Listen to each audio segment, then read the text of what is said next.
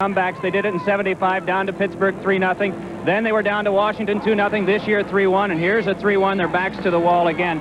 What can they draw on besides heritage, Bill? I'm not sure there is much else other than the sheer desire to win this hockey game. The distant past, obviously the teams of days gone by are something to draw on with that Islanders jersey, but also the recent past against Washington. But other than that, they're just going to need a superhuman effort against the Flyers to pull the series out. You remember him talking in that multiple overtime game about the young legs. I'm sure the young legs are going to be counted on again. No question. However, I think it's going to be a little older leadership that they will need tonight in the name of Mike Bossy and Brian Trottier. And, you know, Bossy's been injured for much of this season, and even in the playoffs he was injured. I don't think either Trottier or Bossy plays as well without one another. That's why they are keys playing together. Prop is back and playing well. What does that mean for Philadelphia? Well, it means a big boost scoring-wise, and finally Brian Propp has the playoff monkey, I think, off of his back, and it means not only a lot to the team, but it means a lot to Tim Kerr. They are line mates. The Islanders really have to try and key on Tim Kerr, but with Brian Propp going, that makes it that much more difficult. It's a double whammy against the Islanders with Propp going, too. What do you expect right off the face-off tonight? I don't think the Flyers will lay back. They will want to send the Islanders at least mentally on vacation right away. Very physical, very strong forechecking. That's what we're looking for here. Back to you, John. Of the New York Islanders and the Philadelphia Flyers. There's Kelly Rudy. He has started every playoff game for the New York Islanders. Lost a bit of his magic in Game 4, but he's starting again. At the other end, rookie Ron Hextall, who seems unable to lose his magic. He has it. He's had it since Game 1. There he goes into his tic-tac-toe routine. Dave Newell, the referee. John D'Amico and Gord Brossiker are the linesmen. Didick and Potvin starting on defense for the Islanders. Crom, Brent Sutter, and Flatley.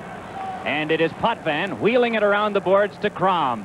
Crom's pass is through. They've got a 2-on-1. Brent Sutter moving in with Flatley, hurrying to catch up his drop, and Hextall shut off the shot. Oh, and a booming check thrown by Crom. Able to turn away from that is Zezel. And the Islanders come out with a body. Didick just shot one wide. It looked as though he might have been trying to connect on a pass, but no one there. Play continues with Crom punching it along to Flatley.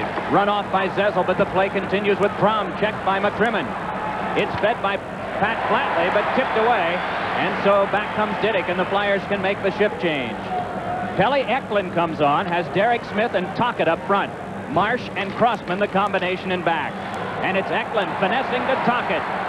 But it's off him, and Dennis Potvin back. Wrapped up by Tocchet, can't center. Mike Bossy in deep.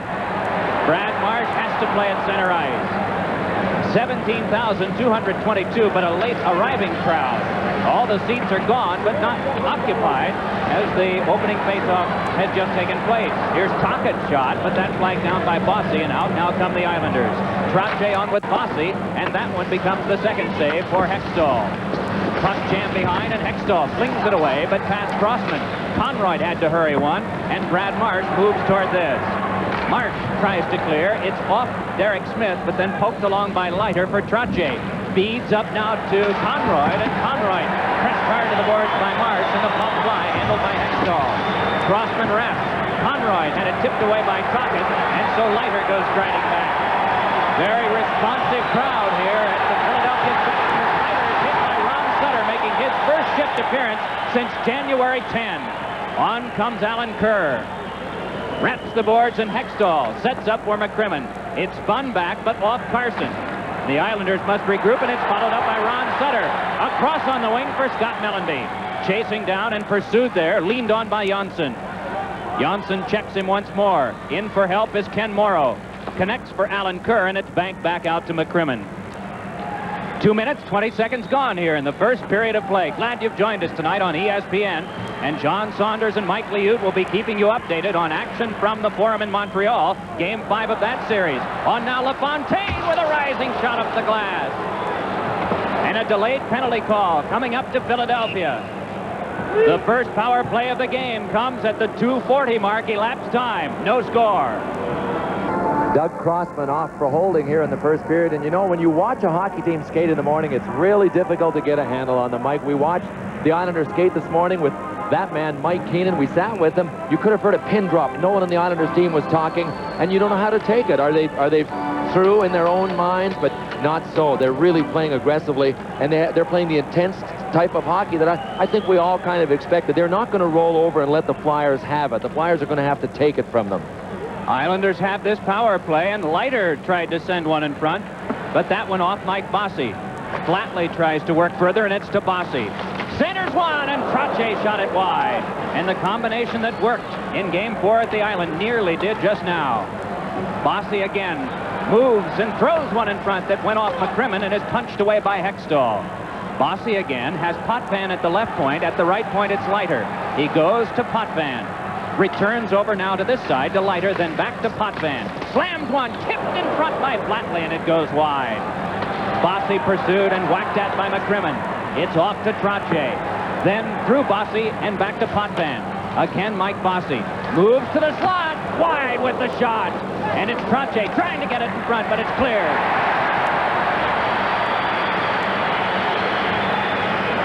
You know, the way they move the puck around out there, the Flyers really have to watch against penalty trouble. Definitely the Islanders do. The Flyers' power play is very hot at this stage of the playoffs. But with Mike Bossy back, it's a brand new power play for the Islanders. They're 5 for 12 in this series are the Islanders. Philadelphia 6 for 12 as the puck comes back to Trottier, and Potvin a drive, and that tipped away by Brad Marsh. And Marsh clears, but off Trottier it's kept. Diving play made by Gilbert, and the Flyers outlet. They've got a 2-on-1, but right now don't have control. Tocchet couldn't beat in front. Good play on defense by Dennis Potvin. Pinching is Samuelsson. It's dropped along, but Potvin there to take it. Penalty time is down to 25 seconds now on the minor assessed to Crossman for holding at 2:40 of this period.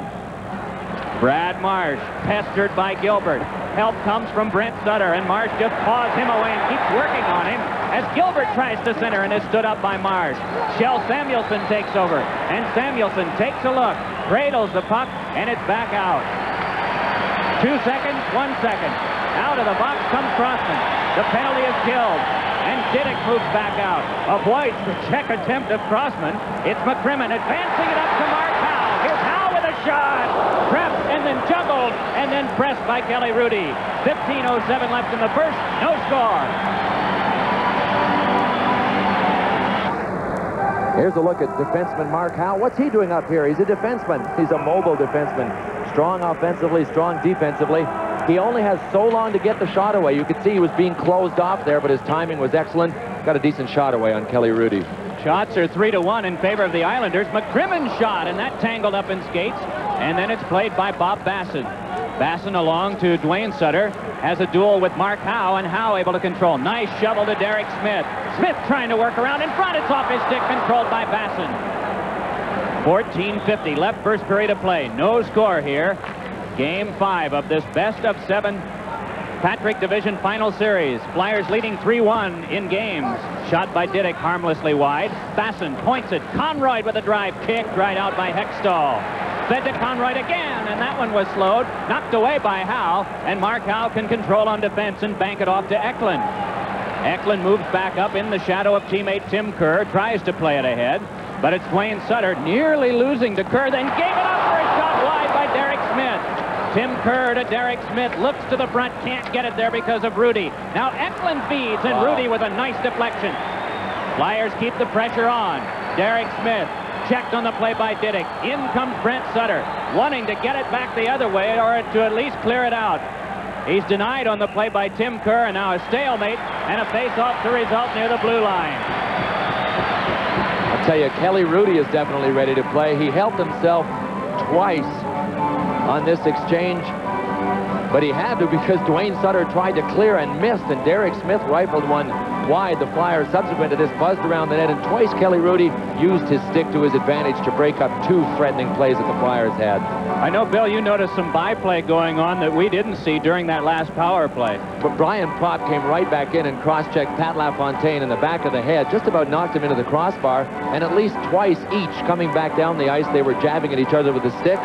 Dave Newell just let him go.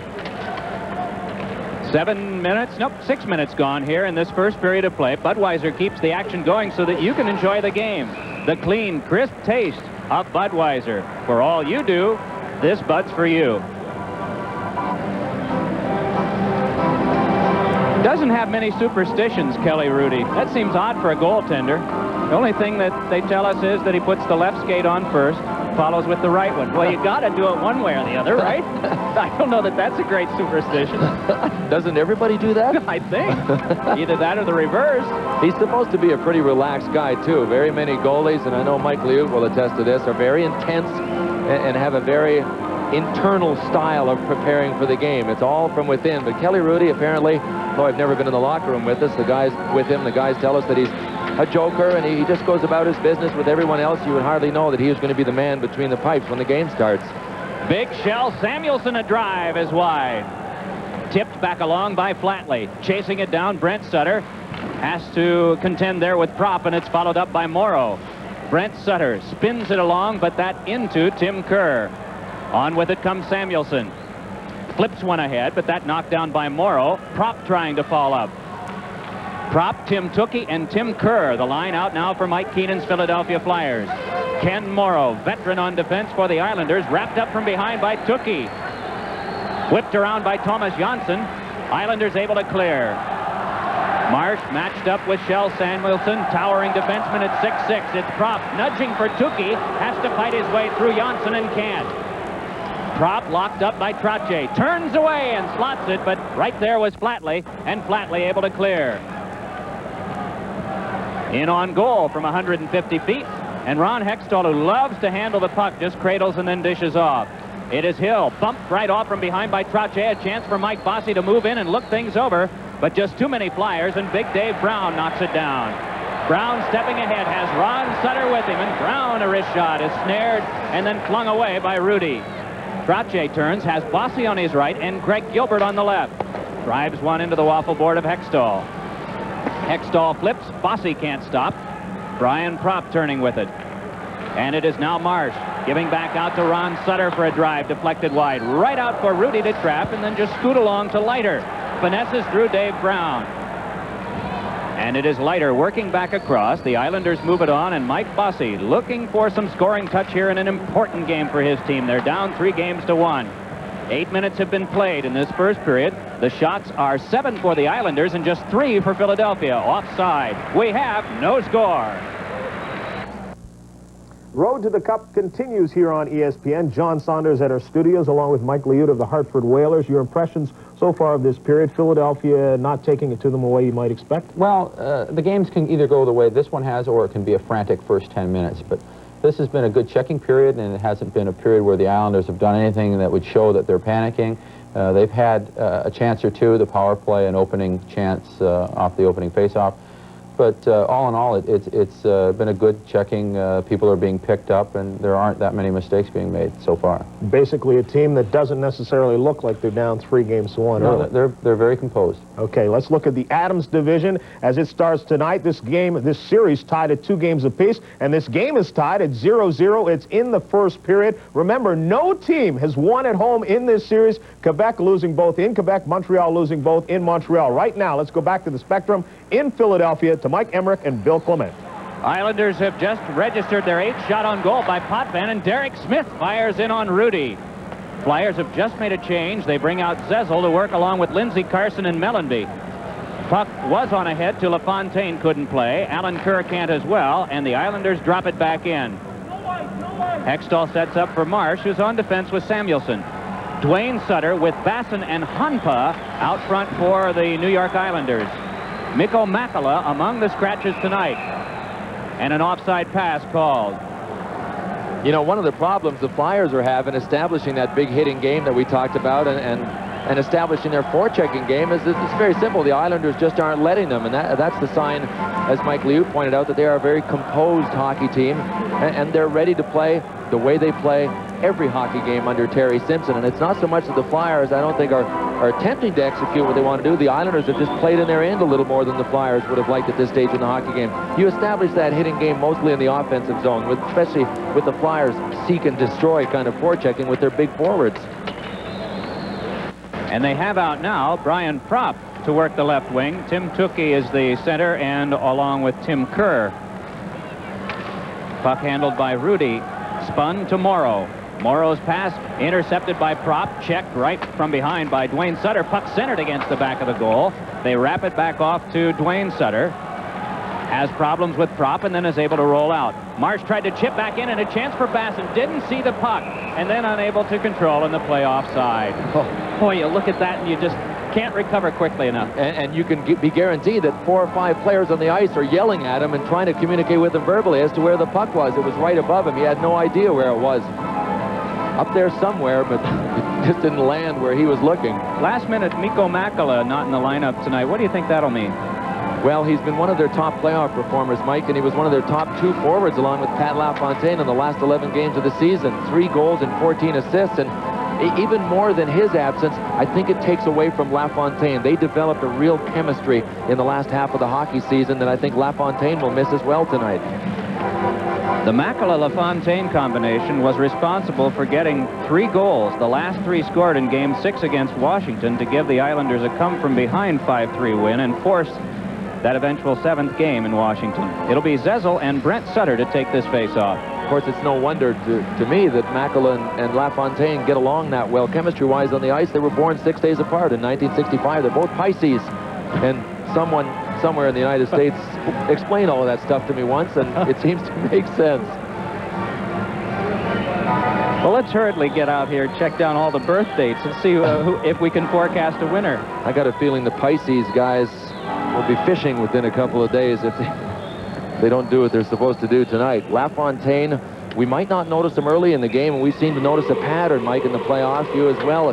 Him getting stronger and stronger as the game wears on, and more goals are needed by the Islanders. But in talking to Mike Keenan, I think we all kind of arrived at the conclusion that it's for a good reason that you notice Pat LaFontaine later in the game. He strays from Terry Simpson's system a little more and starts hanging around the open areas of the ice looking for the break. He gives away defensively to go offensively later in the game when they need a goal. Morrow just put that off the back of his own goal. Cluster of players move in. Flyers trying to muscle it along. Peter Zezel wanting to pick it free. Checked out by Crom. Still they work, just working the puck along. In deep is Brad Marsh. Got it to Mellenby, centered in front. Zezel tried the short side, and it was shut off. Still they scrap for it. Zezel gets up. Crom able to tap it along, and the Islanders can bring it back out. Pat Flatley has Brent Sutter ahead, picks up Crom. Looks for the pass, and fighting his man off was Crossman. 9:05 left, first period of play. We have no score in the game. Shots are 8-4, the Islanders. Trottier takes from Kelly Rudy, and you may have overheard Rudy saying, go, go, go, move it back up the ice. The Islanders in the midst of a change. Trottier has Bossy breaking, can't get it through to him. Tries again, it's off the back of the goal. Bossy in front, shot by Potvin is wide. Al Hill floats it along for Crossman, and the Islanders are playing the body and barreling along. Gilbert tries to keep it in, and does. Bossy, then to Trottier. Checked by Crossman, puck followed up by Gilbert. Gilbert angled one off Hextall, and the puck jammed back away by Al Hill. Hill starts out, the Flyers hurry along as Hill has Crossman alongside. The play broken down and offside called. 8:24 left in the first. We have no score.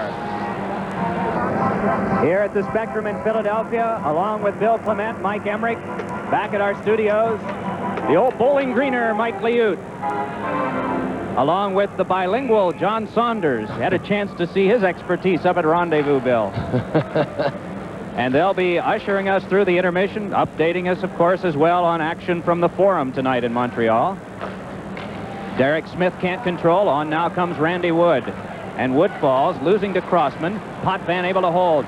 Combination in front. Alan Kerr denied by Mark Howe. Wood fans. Puck cleared out by Eklund. Run off was Derek Smith on a check by Potvin, but there'll be a penalty coming up. It's a trip to the Islanders' Dennis Potvin, and Philadelphia gets its first chance on the power play.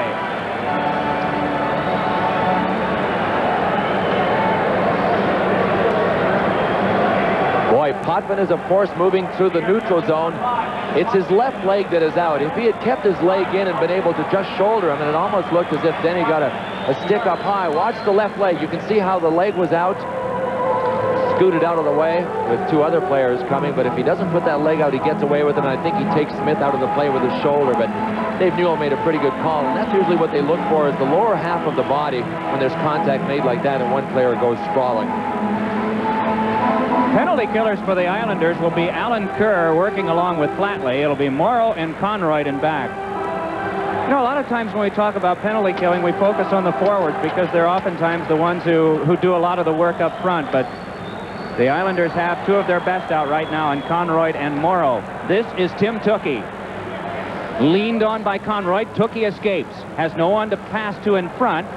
Rolls it off to Brian Propp. Propp guarded by Morrow. Puck comes back now to Crossman.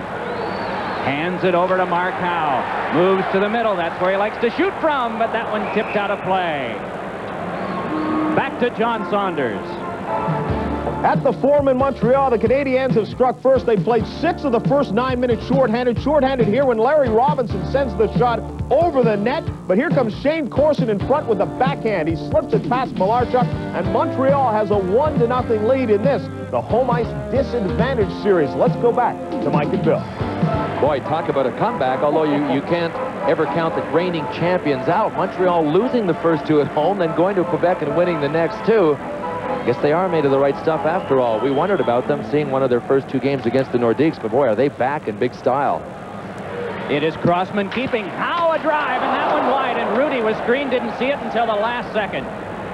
Still they work. Down goes Tim Kerr. Crossman back to Howe. Hurries it over to Crossman. Tukey moving to the front. Kerr at the side of the net. They usually like to work to him. It is Howe. Hammering one. Knocked down in front. Oh, and Crossman fanned on his shooting attempt, and it's cleared. Hextall flips it back along with 1:05 to go on the Philadelphia power play. The Flyers are 6 for 12 in the series thus far, and that a drastic improvement for them over the last part of the season. It is Mark Howe forced deeper and handing on to Crossman. The Islanders have made a change. They have Leiter working on defense along with Gerald Diddick. Moving on for this is Alan Kerr, and Crossman has to try to poke it away. Kerr just chewing up some more time. Tim Kerr couldn't control, and the Islanders drop it back down. 35 seconds to go. On the minor penalty to Dennis Potvin, it was a tripping call at 12:02. Samuelson wedges off Crom, but Greg Gilbert takes over and throws down. Splendid job by the Islanders. Hextall hands, but through McCrimmon. So Crom sweeps in deeper, and Crom causes some problems. Shots are 8-5. They've been in limited quantities, and not really any bang-bang plays to speak of in this period. No score in the game. Penalty time is down to the last 5 seconds. Puck kicked along by Diddick. Trying to pull it away is Mellenby. Centering pass, and right there to clear it away was Leiter. Gilbert bumps with Zezel. Greg Gilbert wants to point it. Still trying to work it. But it is taken by Leiter, and Leiter scales it off the glass. Potvin out of the penalty box, and the team's back at full strength. McCrimmon rolls ahead for Eklund. But this one handled by Rudy and guided on to Potvin. Shift change on Philadelphia. Islanders clear and will make a change themselves. Mike, the Flyers only had 1 shot on that power play, and the Islanders did a good aggressive job in their end. You know, the only time that the Flyers were able to come down and set up after the first 15 seconds of the power play was when the Islanders pulled out of their zone, the Flyers zone that is, and allowed them to come. I think you can expect the Islanders spotting that to be very aggressive in their forechecking. Even when they're a man down, they're not going to lay back in any corner of the ice surface tonight. Just take it to them work-wise everywhere. Derek Smith moving on Morrow. Pulls off, has Brad Marsh there, but this an easy play for Rudy. Hands on to Conroy in the final 5 minutes of this first period from the Spectrum tonight. No score in the game. Dwayne Sutter tries to dip away from Hospodar, then hammers one, and that turned away by Hextall. Another one, and Hextall just casually floats it back over for a turn ahead by Tocchet. Basson, Janssen, and over to Potvin, and something happening away from the puck involving Tocchet and perhaps Dwayne Sutter. There'll be penalties. No score. Penalties are coincidental. Ari Hanpa, number 25 of the Islanders, and Rick Tocchet of the Flyers, 2 minutes each for slashing. And it was Tocchet that started it with cross-checking Hanpa deep in the Flyers zone, and Ari Hanpa swatted right back. And I was sitting here with my mouth agape watching him swing back at Rick Tocchet. Hanpa certainly not noted for his physical play, and Tocchet definitely is noted for that. See, Hanpa hasn't backed down at all in this series. Remember a couple of exchanges in Game 4? And you know, the Islanders in general haven't backed down, and that's one of the reasons I think that we haven't seen that many fights in this series, is that the Flyers realize they can't intimidate this hockey team. They're very durable, the Islanders. Just now, Dave Newell lost sight of the puck. And at the very split second that it was in Hextall's glove, before it got back out again, that's when The signal went to the brain to blow the whistle. Look at Hextall. He's good 25 feet out. One swat at it. Gilbert. You're never safe, are you? Got his minor league start, Kalamazoo in the International League. Also played, of course, in Hershey and all last year with the Hershey Bears. Right, first all-star team, Rookie of the Year in the American League last year, and is the leading candidate, if not, or I was going to say one of the leading candidates, if not the leading candidate, along with Luke Robitaille from Los Angeles for the Rookie Award in the National Hockey League this year. That wouldn't be bad. Back-to-back Rookie Awards in different leagues. From this face-off tie-up, overskated by 4, brought up by Lindsey Carson, has Derek Smith on the wing. A flyer tumbles, the fans complain. Here's a chance for a shot by Smith, knocked down. Rebound popped into the glove of Rudy, and he'll get the whistle. Well, I wonder how much further Kelly Rudy could have reached up for that. It looked as if it was going over his glove, and his legs were extended, so I'm not sure he could have jumped. He just caught it in the webbing of his glove.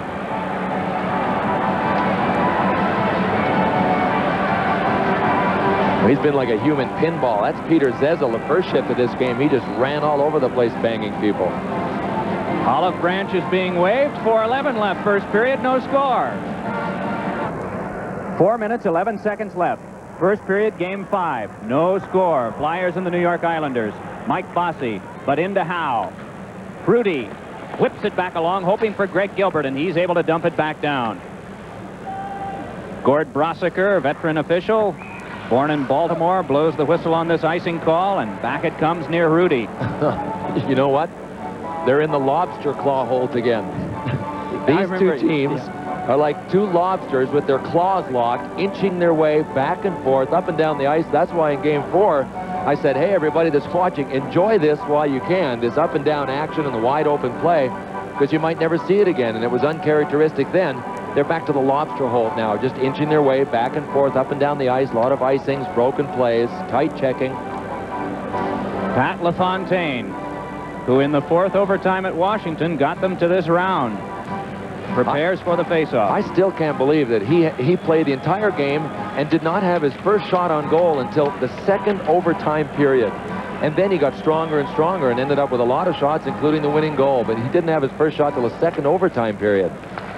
You mentioned the young legs all through that game, and maybe Washington was doing what they wanted to, trying to hold him down up to that point and just couldn't contend with him anymore.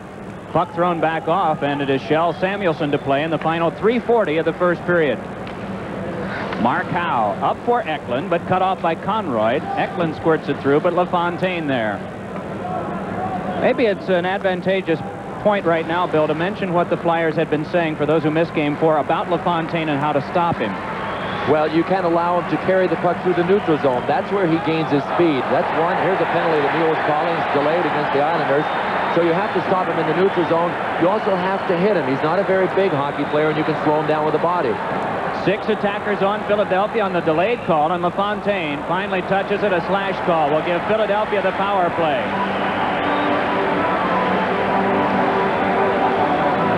And to the box goes Alan Kerr.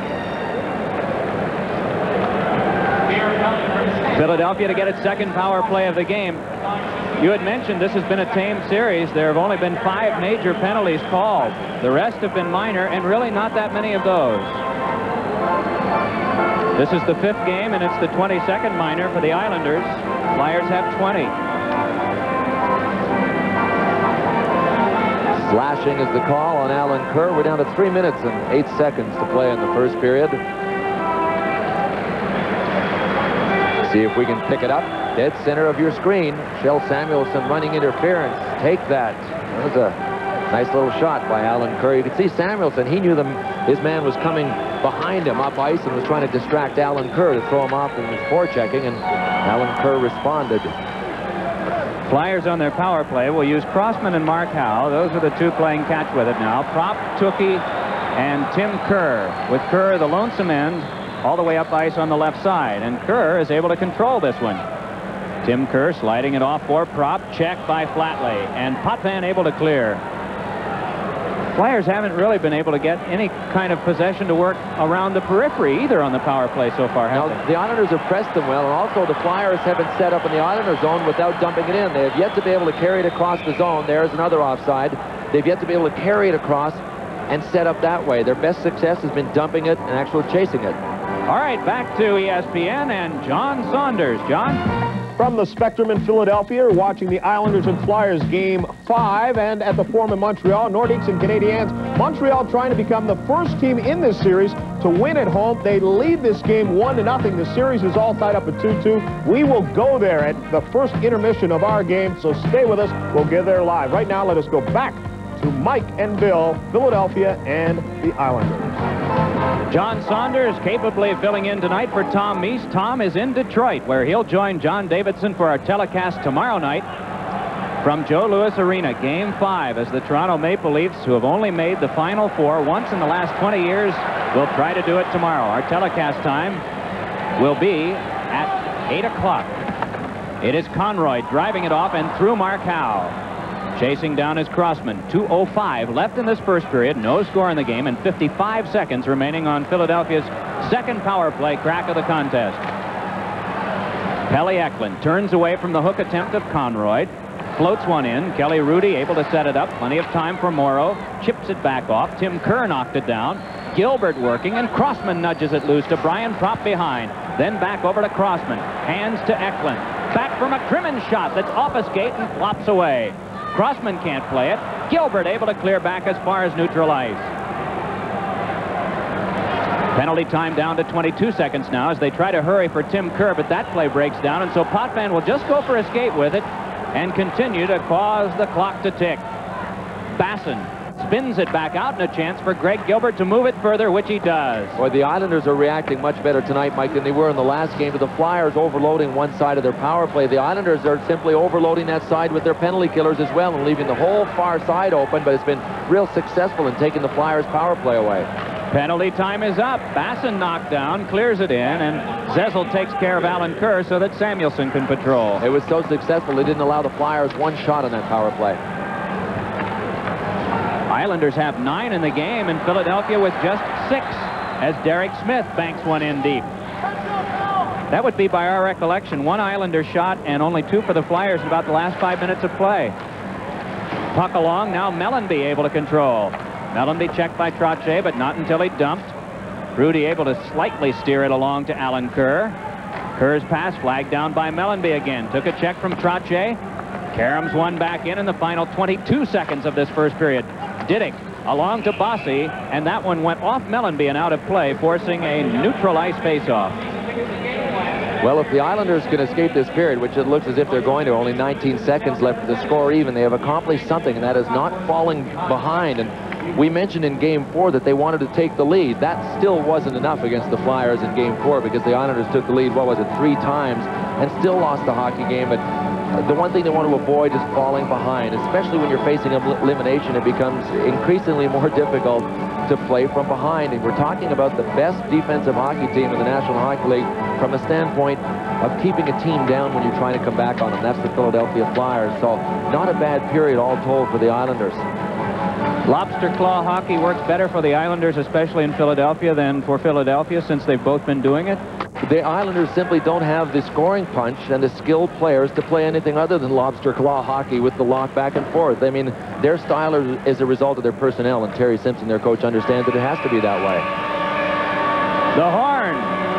The end of period number 1.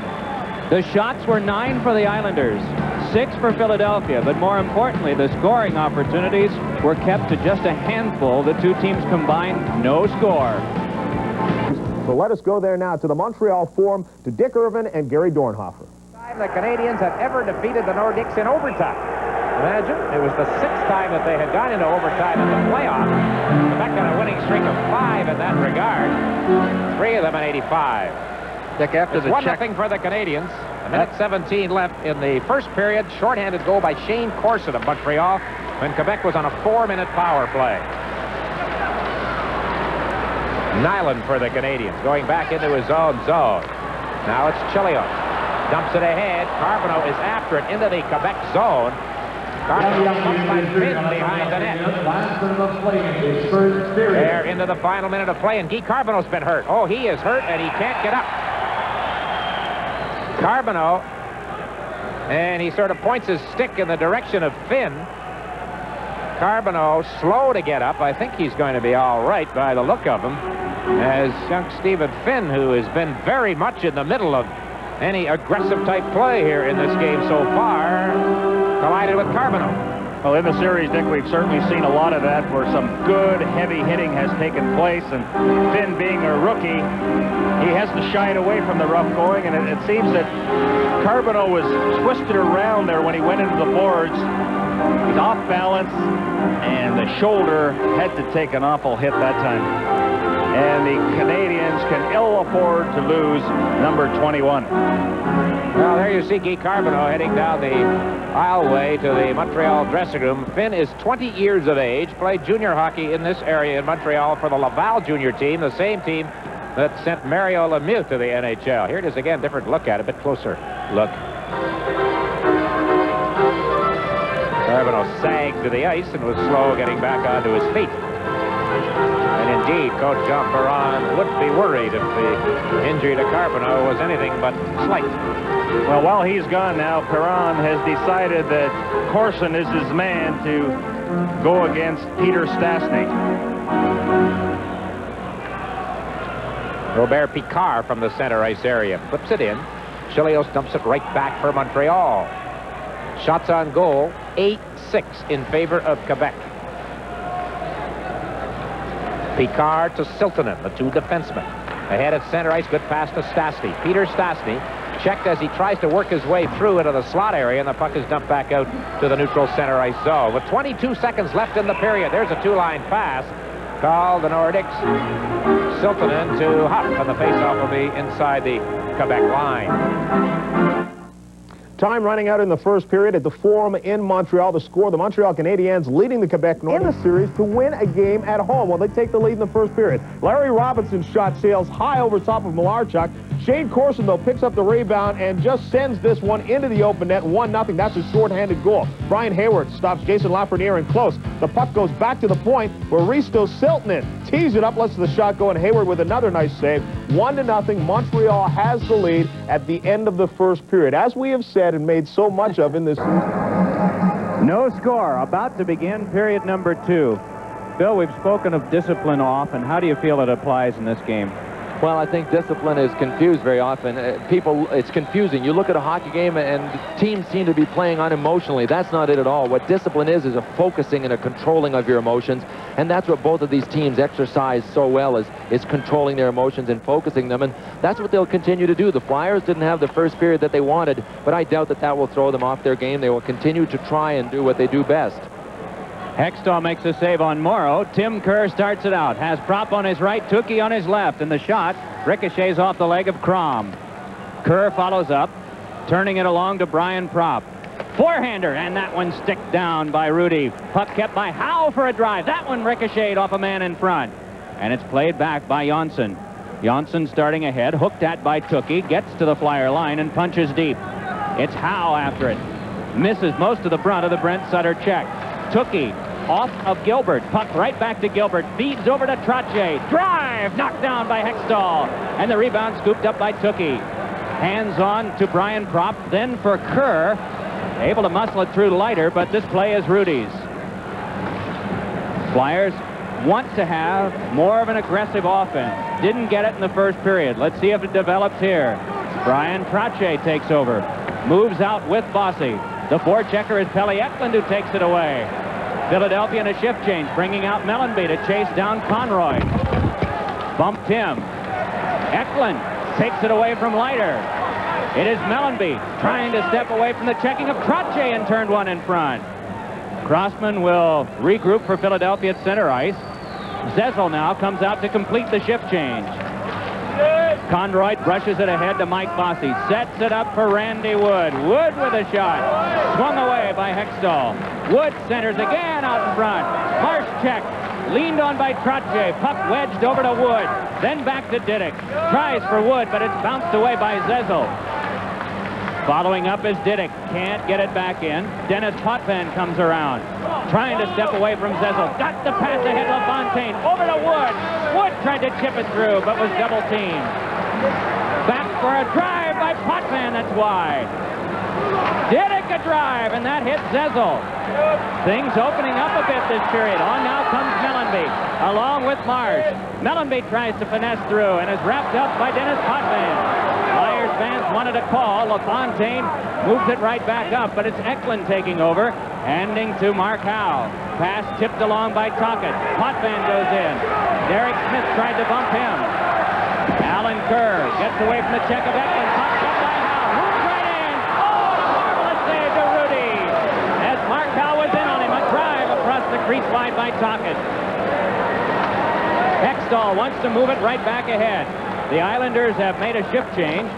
Flyers start in, and it's Tocchet dropping back to Eklund. Flips one in front. Tucked right into the goaltender, and then another try, and Rudy able to hang on. One off an Islander, one off a Flyer. No score. Boy, the Flyers sure can put heat on a goaltender when they get in tight with their big forwards. Guys like Tim Kerr and Rick Tocchet, Derek Smith.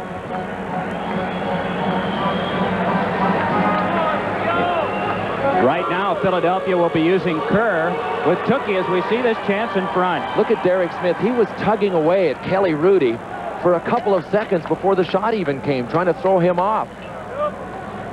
Islanders spin this one. Conroy misses for Leiter. First one there is Prop Kent center. Puck comes to Samuelson. Right in front. He hits the goal post.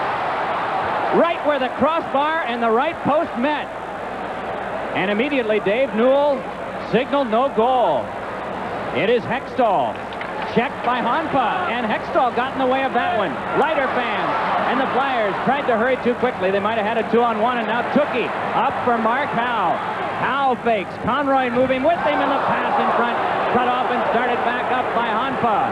Good check by Prop, but Hanpa just that tenaciously worked it away, and then Prop and Dwayne Sutter collided. Conroy along now to Hanpa. Watched by Howe. The feed is under Basson's stick. Well, we've seen something different here in the second, haven't we, Bill? Well, I'll tell you what's happened, too, is a guy like Mark Howe has been up on the play a lot more, and that really opens things up. It gives them the extra attacker, and it gives us the illusion that they're playing a much more wide-open style. That's not really what's happening. They're just overloading in an offensive sense with Mark Howe being up on the play as much as he is. On now, it is Crom, sized up by Marsh. Centering pass is off the skate of Flatley and wide. Flatley checked by Crossman. Two aside continuing, stepping away. Flatley looking for a pass. Potvin! Oh, and a great save made by Hextall. Well, I mentioned Mark Howe being up on the play for the Flyers. Dennis Potvin, I guess, is the closest thing to the Islanders' counterpart for Mark Howe, knowing when to pinch in and to take that offensive liberty, and he does here, and ends up with a nice feed from Flatley and gets a real good shot away to the long side that Hextall snares with his glove. You can see Hextall dragging that left pad down low. Watch Hextall closely. Top left, that left pad down low with the glove right there, and snagged Dennis Potvin's shot for the long side. Watch how far in Potvin finally gets this puck. He blew right by his check. You can see Al Hill, number 36, whose assignment is Dennis Potvin. Potvin's the kind of guy, turn your back on him once, and he's already blown by you. That's what he did to Hill that time. He's waiting, now fires, off the mark. And it is Ron Sutter rolling it along to Crossman. Then for Al Hill, but it's off Potvin. Crom tips, Hextall has it. Whips off, hoping for Brian Propp, who just tips back out. Potvin turning with it there. Look out, Kelly, baby, here it comes! Sweep right back out by Hextall, and the puck driven back off by Janssen, followed up by Ron Sutter. Playing it is Brian Propp. Rising shot blocked down, rebound, and controlled by Janssen. As flipped down at the front of the goal was Al Hill. Change in personnel for Philadelphia, 14:50 left in the second. We have no score. Hextall there, sets it up for Crossman. It is the Trottier-Bossy line out along with Greg Gilbert for the Islanders. Marsh lifts in. To play it is Ken Morrow. Pivots from the check of Lindsey Carson. Morrow looks back up ice, gets his pass on to Gilbert. Has Trottier alongside to pass to. Can't flip it through Brad McCrimmon. Puck kept along by Conroy, and that shanked off Marsh and went over the glass, out of play. Early in the second period, from the Spectrum, no score. Hartford, the insurance people of ITT. And by Olympus, makers of 35mm cameras, including the new OM77AF. Right now, back to Mike and Bill. Brian Trottier for the face-off with Zezel. Tense sort of contest, very carefully played in the first period, and it's not that it's been sloppy in the second, just more offensive opportunity. Taking it is Trottier, back to Morrow, shot, blocked down. Here's Lindsey Carson on a breakaway. Conroy trying to catch up. Carson scores!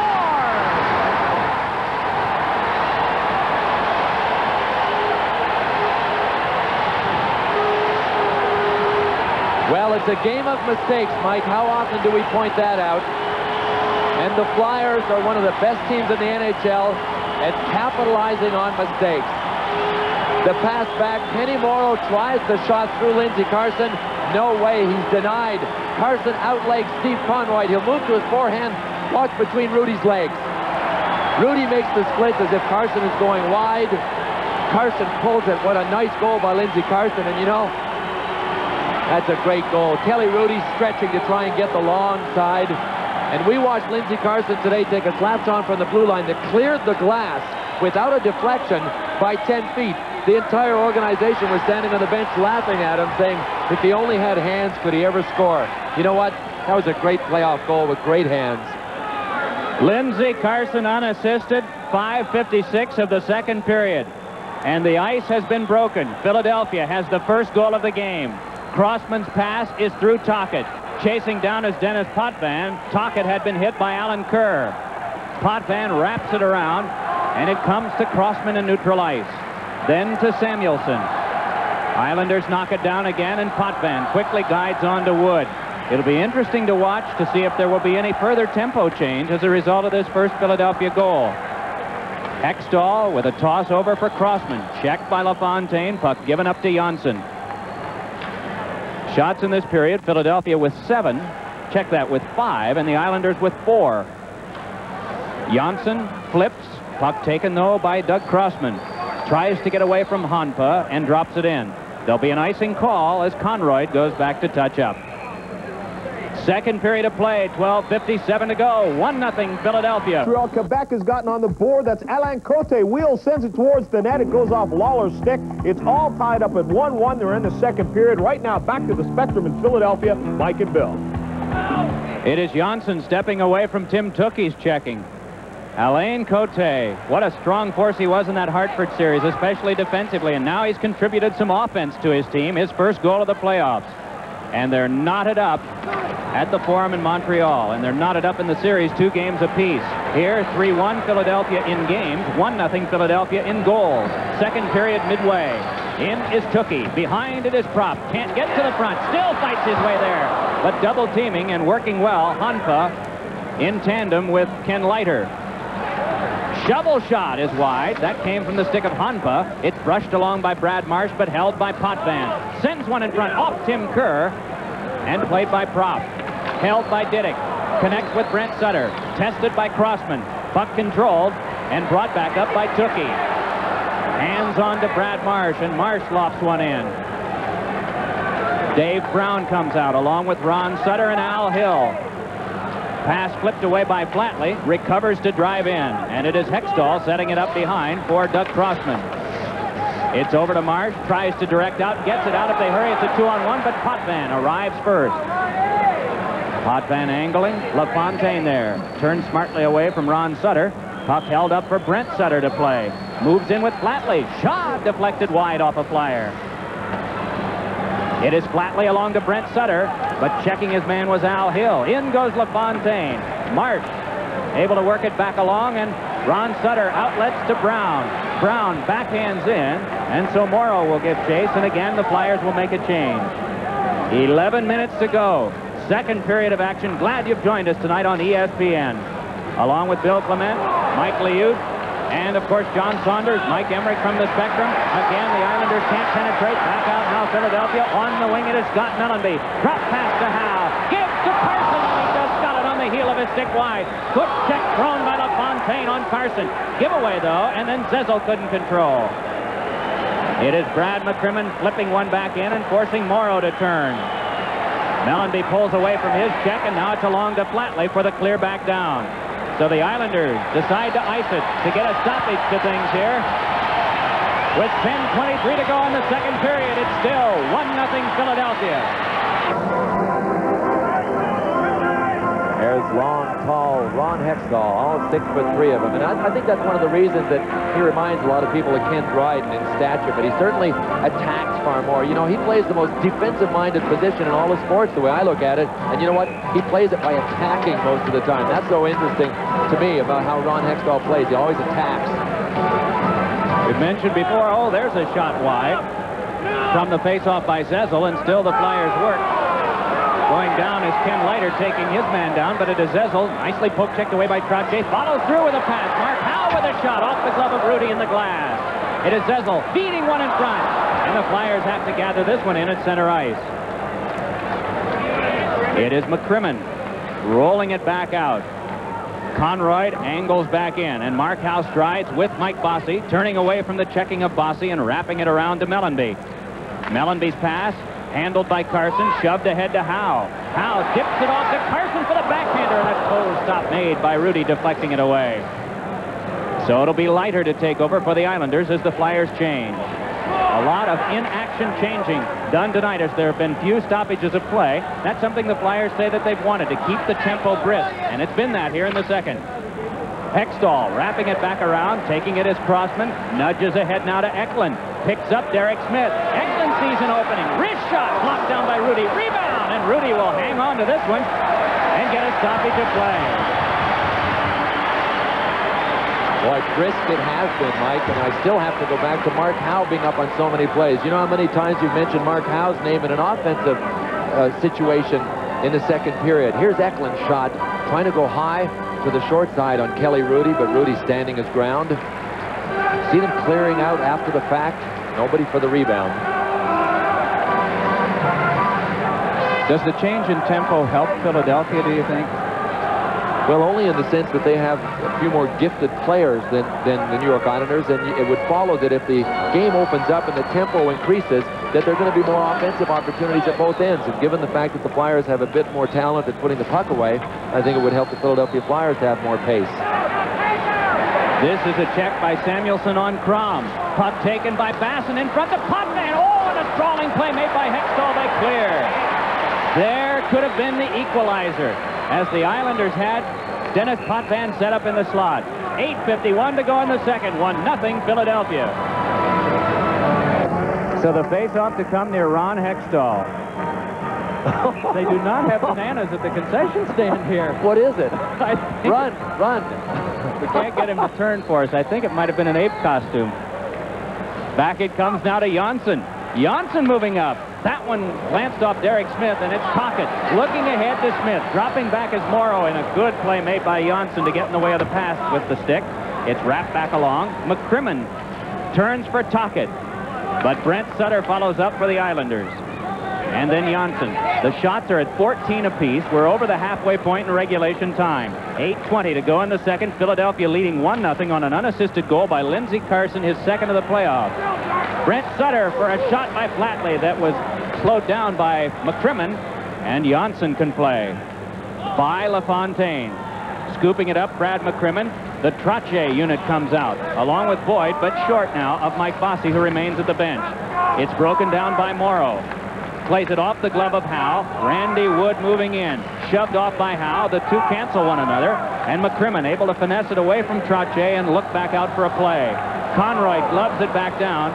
Carried it in. Now the Islanders make the sweep out to center ice, and because they did that, play can continue. Mark Howe drops back along. Prop sees it taken away. Point shot is knocked around by Howe, and it skips to Eklund. Eklund looking toward Tim Kerr. Has a man on the opposite wing, but well guarded. Kerr flips in front, and Prop tried to turn it on goal. Leiter to Bossy. Back through and hurried back out by Conroy. It's Crossman for Philadelphia. A lot of play from the circles to the other circles, and not much in deep. Rudy punches it away from the breaking Tookie, but on with it now comes Hanpa. Check from behind by Tookie. Hanfa trying to fight his way through, but can't. Tookie prevails and is just shouldered down by Conroy. Has a man up the wing, it's Bossy. Offside is the call. 6:57 left in the second. The score is still 1-0 Philadelphia. Mike, you had mentioned the play between the different face-off circles as being a little choppy, and I've noticed the puck bouncing a lot. I don't think the ice has been at its best here in the last couple of days at the Spectrum. We noticed it here in one of the games earlier in the series, and that will be a factor for the Islanders should they not be able to close the gap before the ice gets even worse, because the ice, as games wear on, in every building gets worse, and it's so tough to play catch-up hockey because you have to maneuver the puck. It's easy to dump it out and play defensive hockey when you have the lead, so the ice might sooner or later end up being a key factor to the Islanders. Now, does that come from the fact that maybe there might have been a floor down for another event here, or any idea on why ice tends to get that way? I'm certainly not an expert on it. I've never sat down with the ice makers, but yeah, that has to be a factor in it, I think. Something unusual, like a floor down on it. And you know, these two teams, the way they play, in stops and starts and clutches and grabs, you're digging in with your skates at all times. There it is. Oh, wait a second. I've heard some people say that the Flyers fans are gorillas, but this is... this is not your typical Flyer fan, folks. A miniature King Kong. Chico Resch had some bananas he was eating for potassium this morning. Maybe he left some. Budweiser keeps the action going so that you can enjoy this Patrick Division Final Series game between the Flyers and the Islanders. The clean, crisp taste of Budweiser for all you do. This Bud's for you. And the puck is Peter Zezel's, but quickly given away and then turned right over to Philadelphia again. A lot of quick changes of possession in this contest tonight, especially in period one. Diddick chops along. Taking it is Dwayne Sutter. Remember about 3 minutes of playing time ago, we said the shots were 14 each? Still are. That's the type of game it's been. It opened up a little bit earlier in this period, but not now. Hanfa swings one, and that just chipped back out by Eklund. Morrow along to the turning Dwayne Sutter. Has to hurry it back to Morrow. Then to Crom. And again, the Islanders will go deeper. Both teams make a change in lines as Morrow turns. Away from Pelle Eklund.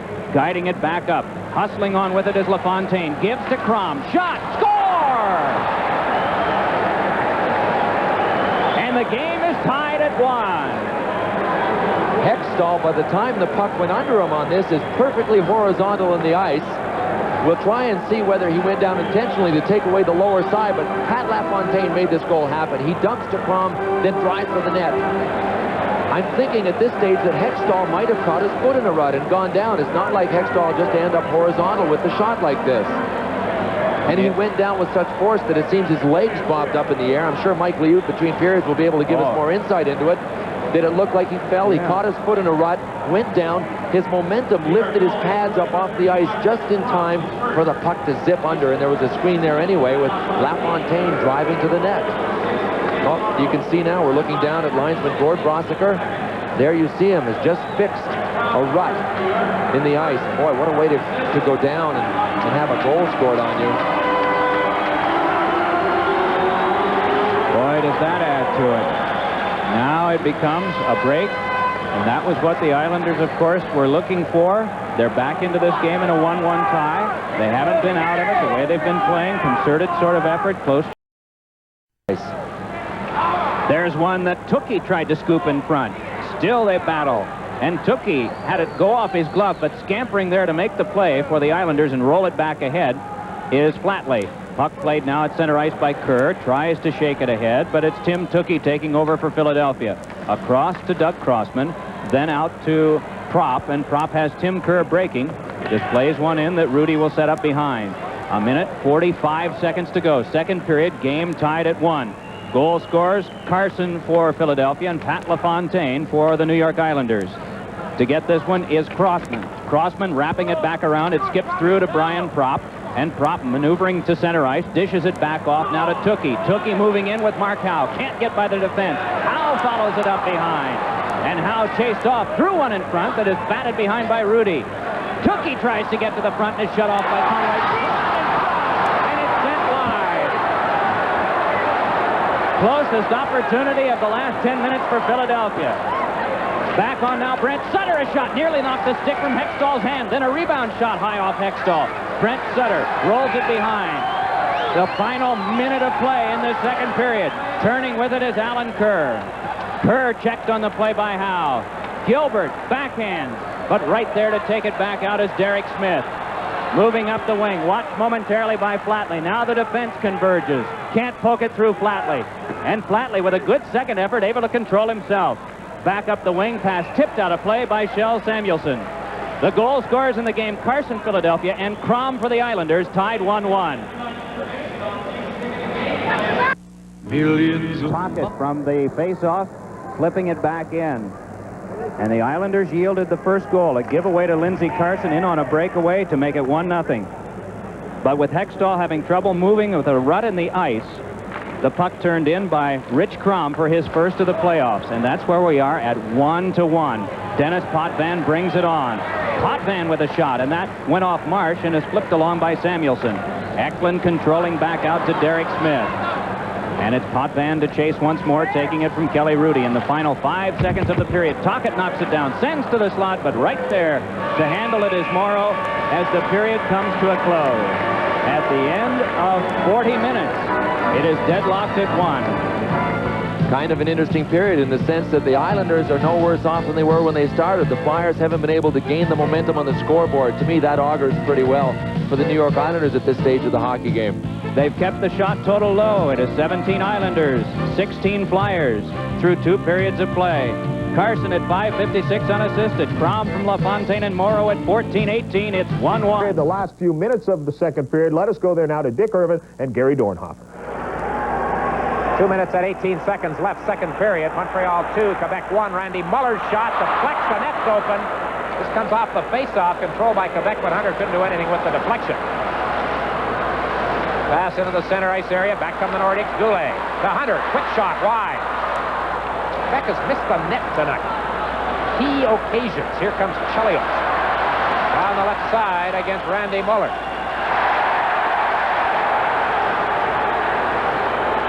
Crowd reacts every time there's body contact if they feel a Nordic has been the aggressor. Huff on the far side, bumped by Lemieux. Puck taken by Ludwig to Bobby Smith, and he dumps it into the zone. Muller backpedals to Picard, 1.5 minutes remaining. 2-1 Canadians here in the second period, and it's way offside as Goulet stick-handled the puck to the line, and Huff was in well ahead of the play. Now we get Lemieux with an after-the-fact bump with Dale Hunter. Ryan Walters scored the lead goal in this game on a Montreal power play, deflecting a shot by Larry Robinson at 9:37 in this second period.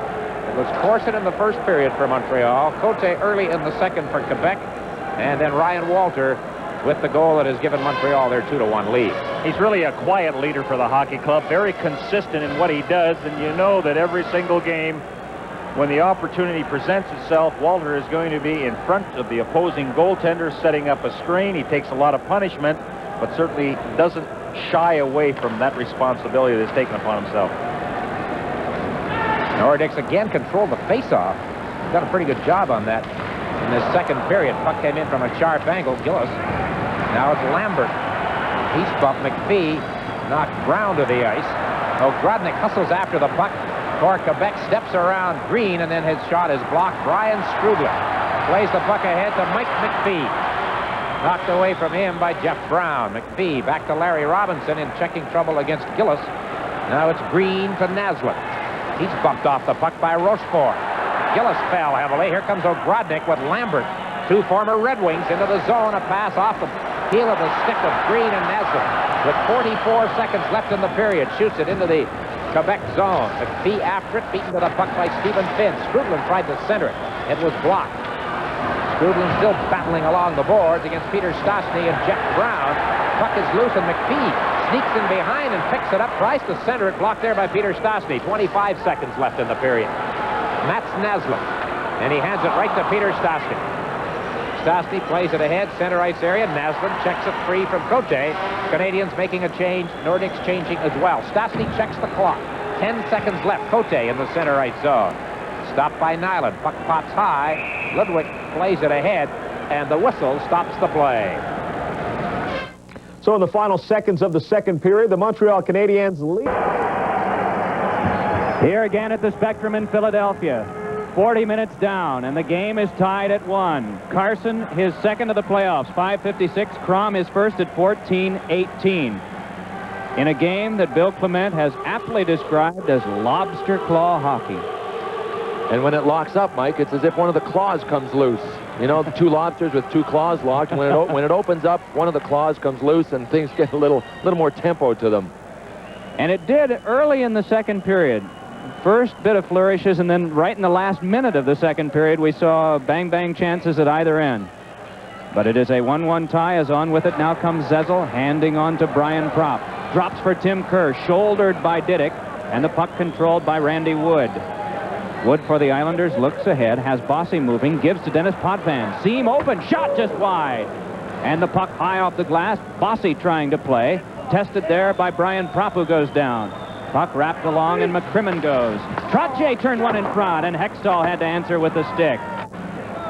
And the Islanders must regroup at center ice again. Eklund just comes from the bench. That one sails by as Leiter had cleared in. Islanders will complete their change with Conroy moving out to work along with Leiter on defense. It is Brent Sutter working with Flatley and Crom. In is Derek Smith for a shot that's wide. Punched away by Rudy. Derek Smith guides it high. Plops behind to be taken by Flatley and rolled in some traffic to Leiter. Advances it on to Crom, and Crom and Brent Sutter. That one loudly off the boards. To play this is Flatley. Turned by Brad Marsh. Sent back to Morrow. Conroy to shot. That one hits someone in front, and then it's trickled wide on the rebound by Flatley. Puck rolled back out, and Eklund can't control. It's Morrow, then back to Brent Sutter. Eklund can't clear ahead. Again, the Flyers making a change, and so the Islanders will answer in kind. It is Crossman with a pass out that is cut off and thrown right back by Janssen. Can't reach LaFontaine with it. Tipped by Tookie, followed up by Janssen. Doug Crossman moving back, and Gilbert on him. Can't make the play. Brad Marsh barreled into by Alan Kerr. And spinning it back out is Carson. Going back for it is Thomas Janssen. And the Claws are operating again here in the third. Tied 1-1. ESPN's Road to the Cup, brought to you by the crisp, clean, imported taste of Labatt's Blue. It's blue heaven. Let's go back to Mike Emerick and Bill Clement at the Spectrum in Philadelphia. Bob Basson in to take a draw. We don't recall him doing that much of it, but really there haven't been that many face-offs. A lot of continuous play, 2 and 3 minutes in duration. Moving out with it is Zezel, and Zezel drives. Morrow and Janssen on defense now for the Islanders as Rudy whips it along to Dwayne Sutter. Bounces one for Bob Basson. Has Honpa along on the wing with him. But Honpa was in early, and the play is offside. You know how you can tell what type of game this has been if anyone is sitting and watching? Just ask yourself, who have been the offensive threats in this hockey game thus far? All right. Can you name the offensive threats? Not without looking at my score sheet for the 2 goals. Lindsey Carson scored a goal. That was his one chance. He fanned another good chance earlier. And other than that, we haven't seen much of Mike Bossy, Brian Trottier, Tim Kerr, Brian Propp, all of the gunners for the different teams. Pat LaFontaine, they've been silenced. That's how tight it is out there. Mark Howe has been impressive offensively tonight. He has. I agree with Mark Howe. Dwayne Sutter loses to Propp, trying to center. It's off the stick of Rudy, and Didick, trying to fight his way out with it, is able to tap on free to Honpa. Moves out with Dwayne Sutter, and then Sutter waltzes along with Samuelson. Puck wrapped along by Howe, and Brian Propp just tosses back out. Tim Kerr trying to step free with it, hands over to Eklund, and it's just played off the stick of Kelly Rudy. Puck played by a high stick and a stoppage of play. You know, earlier we were mentioning about Howe and Brad Marsh attacking.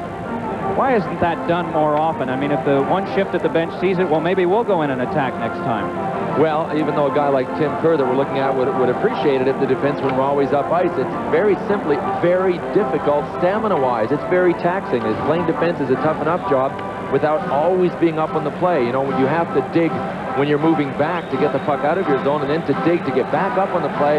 It's a long ice surface to cover, and it's very demanding. It takes a lot out of you, and there are only so many athletes that are capable of doing it and staying out there with their defense partner long enough to finish the shift. Oh, and a shot by Zezel blocked by Rudy. Zezel again! Oh, and that one tipped by a stick drive off the glass. The next play can break the tie. 1-1 is the score, and so every foray toward the goal has seemingly been an adventure here. Bossy moving along. Backhands one that goes off Brad Marsh. Morrow throws it in front. Oh, there he scores! Well, is this the second break for the New York Islanders? This one was going 6 feet wide. Marsh originally beats Brian Trottier to the puck, but you know what? Kenny Morrow pinches up. See if Marsh will actually. Trottier knocked it back, didn't he? To Morrow. The key is Morrow is up on the blue line. This shot is going how far wide? Look where Hextall is. It bounces off of Smith, right between Hextall's legs. Here's a real good look at it. Morrow just trying to get a quick shot away. It hits the inside of Derek Smith's right thigh and bounces into the far corner of the net. And I guess we can expect goals like this, Mike, in a game that's played so tight. The deflection right to the far side of the net, that almost changed at a 90-degree angle and went the other way. 2-1 the Islanders. Derek Smith behind. Locks up with Janssen. In comes Tocchet. Puck to Zezel. And Peter Zezel tries to slam one in front, but Trottier is there. McCrimmon chips one off. And it is Ken Morrow patrolling on defense for the Islanders. The first goal was scored by Carson. The Islanders tied it, and now they've gone ahead. Wood from Morrow and Trottier at 3:27. Neil Coulter, one of the scratched Islanders, said, maybe we have some ghosts in our locker room that will help us with comebacks. It worked against Washington, and you have to feel that there are some positive gremlins for the Islanders with a couple of goals they've had here, the two they've scored in the game. Diddick moving right in. Wrist shot, and then trapped and held by Hextall. The score here at the Spectrum. Islanders 2, Flyers 1. So Ron Hextall prepares for a face-off near him involving Tim Tookie and Brent Sutter. And the Islanders win it. Diddick with a shot, and that stick to the glass by Hextall. Chopped along by McCrimmon, and Tim Kerr's pass is cut off by Diddick. Wheeling with it is Dennis Potvin, and it's swung down by Crom. Get a stoppage of play as the puck popped out of play with 15:28 left in this third period. You know, I have to go back to Terry Simpson's analogy of his New York Islanders team when we talked to him the day of Game 7 in the Washington series, and he said, you know, we're like a big cork. You can press us underwater, and somehow we find a way to bob up to the surface. Well, I'll tell you what, the floatability factor of the New York Islanders just continues to impress game after game. They never seem to be out of it. If they're in it, there'll be another game to take place, Game 6 at Uniondale 2 nights from now. And we will be there with our telecast time at 7:30. This is Mark Howe. Howe spins it off to McCrimmon. Tomorrow night, Toronto and Detroit at 8 o'clock. Tom Mees and John Davidson are in Detroit now, preparing to bring it to you. LaFontaine chips it behind his own goal, around to Randy Wood. Down went Derek Smith. Islanders able to clear. Doug Crossman across for Shel Samuelson, who misses it, and so Hextall has to come out. Calmly sweeps it back along to Crossman, then to Derek Smith. Pelle Eklund starting in. To Tocchet a drive. Grabbed by Rudy and put right back into play, but past Alan Kerr. Skating it down as LaFontaine. Tried to work it ahead, and Samuelson in the way, or Wood would have had a breakaway. Here's Tocchet in. Drive off Pelle Rudy. And scooped up by Morrow, driven along. Crossman connects with Eklund. Offside called against Philadelphia.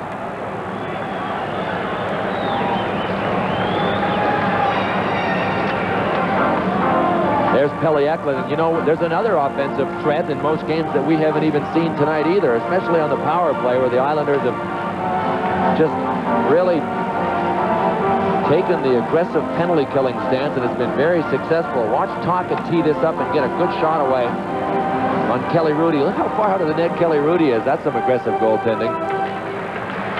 Tomorrow night's telecast from Detroit, 8 o'clock, and a correction, the game on Thursday, should there be one at the Nassau County Veterans Memorial Coliseum, will be at 8 o'clock Eastern Daylight Time. Back ahead now come the Islanders. With it is Crom. But offside is the play. John D'Amico, the veteran linesman, whistling the play down. 14-10 to go in the third. And the Islanders have the lead over Philadelphia 2-1. In case you're just joining us, it was Wood from Morrow and Trottier at 3:27 on a shot that bounced off Derek Smith, changed direction, and popped in. Wow.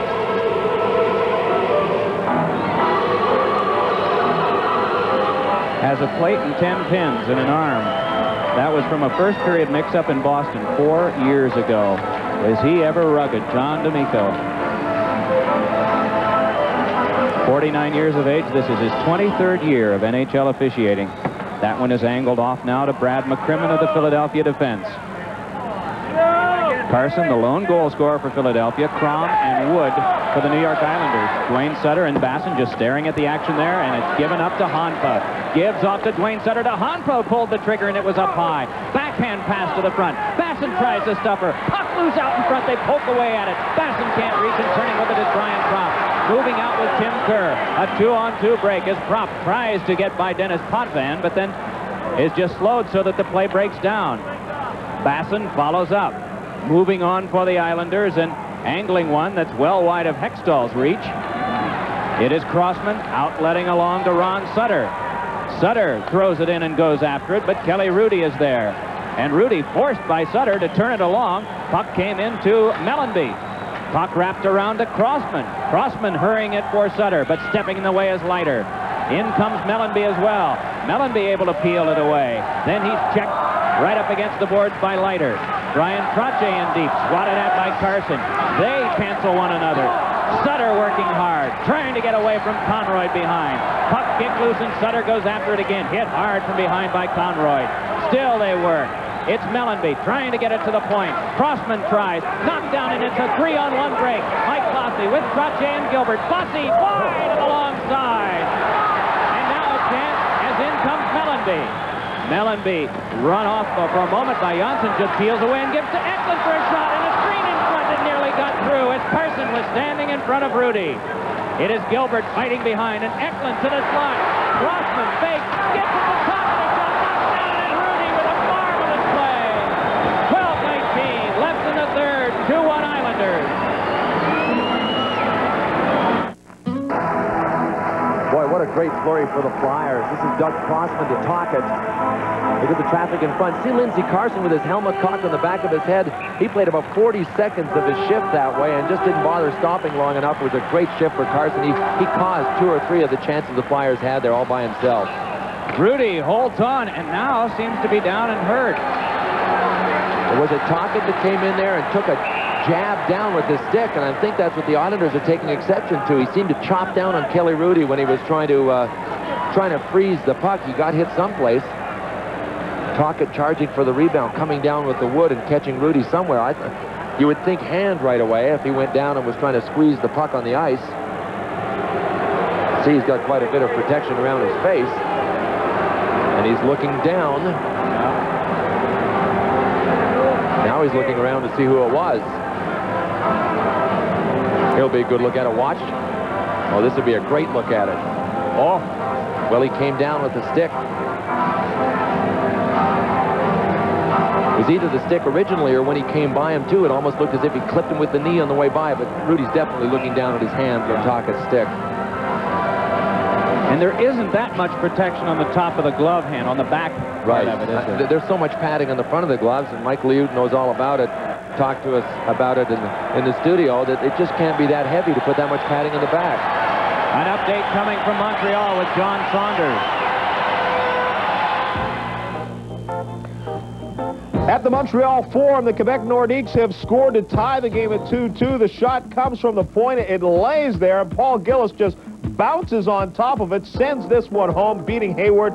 That tied the game at 2-2. But later, Montreal scored to make it 3-2. There's a controversy on the goal. We'll let you know in just a moment. Right now, let's go back to Mike Emerick and Bill Clement. Thank you, John. A good attack by the Flyers just a moment ago, and Rudy again with a big save. Along now comes Peter Zezel to McCrimmon. Tries to shunt one through, but it's cleared back out by Dennis Potvin. See where Potvin was standing there? He could tell it was going to be a lame duck pass. One of the Flyers was on his backhand, so Potvin moved past the attackers and intercepted. Brad McCrimmon churning back out. It's dropped in, and to play the angle is Alan Kerr. Wrapping it along for Conroy. and Conroy tried to lift it, but it was off Brian Propp and right back to him. Tim Kerr trying to take it away. Along to Propp. Jams it behind a Zezel. Rudy had it poked away and then out in front as he had tried to stir things up himself, but it nearly backfired. LaFontaine off of Propp, out of play. Center ice, face off the result. Well, they've done a pretty good job on Tim Kerr, haven't they, Mike, tonight? 58 goals during the regular season. He scored 224 goals in his last 4 years, and you know there are only 2 men in hockey in the National Hockey League that have scored more. One is the great Wayne Gretzky, and the other one is Jari Kurri. So that tells you what kind of company Tim Kerr keeps in goal-scoring circles. Flyers have had such a good power play. They were hoping to get some chances on it tonight. They've had but 2. The Islanders have had but 1. And Kerr is shotless. Almost halfway through this third period, and Tim Kerr still with no shots on goal. Marsh to Crossman. And the Islanders must chase once more. Rudy handing it on to Leiter. Leiter takes a look up ice. He has Honpa on his left, but a check by Mellenby causes a turnover to Philadelphia, and Tukey has to go deeper to control. Slides one across, but a good play there made by Leiter, Basson, although the Flyers fans disagreed. Wound up taking Carson down on the play, was trying to cut off the angle of the puck. Conroy wraps it along for Honpa. Moving in is Mellenby to put the shoulder into him. Mellenby and Honpa continue to duel, still working it along the boards. Basson trying to thrust in, and Crossman as well, and Crossman controls, though it's Rudy's play to set up again. Flipping it along for Dwayne Sutter, who bumps with Marsh on the boards. Dwayne Sutter trying to dig it away from Marsh. Puck squirts behind again. And this is the battle that we've seen waged in this third period. Just for territory, just for a few feet along the boards. Crossman again angles one. Conroy denies Lindsey Carson. Moving in is Mellenby. Checks hard with Basson, but Basson able to turn away. Lifts one that Brad Marsh gloves down. And it's a hand pass to Tukey in a stoppage. 9:58 to go in the third. And a momentary exchange. Marsh and Dwayne Sutter. Dwayne Sutter tripped Brad Marsh from behind by punching him in the calf muscle, and it just flipped Brad Marsh right onto his rear end. He turned around and wanted a piece of Sutter right away. Our score from the Spectrum, Islanders 2, Philadelphia 1. In Montreal with the score tied 2-2, a penalty about to be called. Clint Malarchuk thinks it's going to be called against Montreal, leaves the goal, so Carbonneau sends it into the open net, but apparently the penalty was called against the Nordiques. They had touched the puck, so Kerry Fraser, the referee, rules, in fact, it was no goal. The Nordiques did retain possession of the puck, therefore the whistle should have gone. Let's go back to the Spectrum in Philadelphia to Mike Emerick and Bill Clement. Strange happenings all around the NHL tonight. Islanders leading in this game 2-1. A couple of unusual goals, to say the least. One, a crazy bounce off Derek Smith for the Islanders, and the other one when Ron Hextall fell on a rut in the ice as the shot was coming through and went in. And the only Philadelphia goal was a defensive giveaway, breakaway to Lindsey Carson. Our clock is down now to 9 minutes, 20 seconds left in this third period. Crossman with a pass on to Tocchet. Tocchet has Ron Sutter nearby. This one directed away by Rudy. Poked along by Diddick. They clear, not out. Howe gives over to Derek Smith. Diddick leans on him and takes him down.